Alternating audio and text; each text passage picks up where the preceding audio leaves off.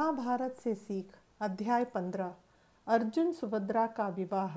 यही आज का विषय है इस अध्याय का। ओम गणेशाय नमः।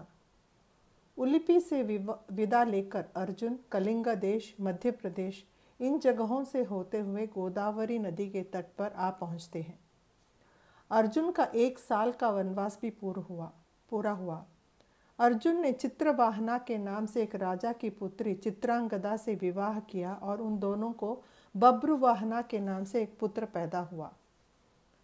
अर्जुन उत्तर दिशा से होकर हिमालय से लेकर दक्षिण में समुद्री तट के तरफ आकर फिर पश्चिम दिशा के पुण्य नदियों में स्नान करते हुए निकलते हैं। इस विषय के परिचय से व्यास जी भारत की विशाल सीमाओं का वर्णन करते हैं।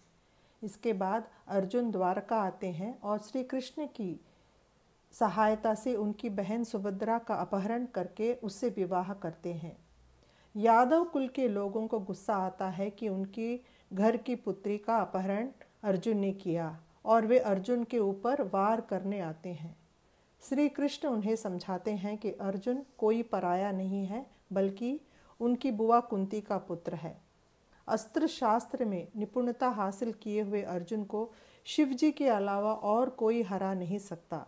श्री कृष्ण उन यादवों को यह सूचना देते हैं और कहते हैं कि इतने निपुण अस्त्र प्रयोगी को आप लोग हरा नहीं सकते और यह संभव नहीं है। इस प्रकार यादव कुल के लोगों को समझा के इस विवाह से राजी होने को कहते हैं श्री कृष्ण। अर्जुन और सुभद्रा का विवाह होता है और उन्हें एक पुत्र पैदा होता है जिसका नाम अभिमन्यु है। द्रौपदी 5 पतियों के द्वारा 5 सालों में 5 पुत्रों को जन्माती है। सभी पुत्रों को वेद सिखाया जाता है। अर्जुन अस्त्र शास्त्र और युद्ध कला सभी पुत्रों को सिखाते हैं। धर्मराज धर्म और विवेकता से राज्य का परिपालन करते हैं। कई राज्यों को हराते हैं, कई राजाओं को हराते हैं और उनके राज्यों को अपने राज्य से मिला लेते हैं।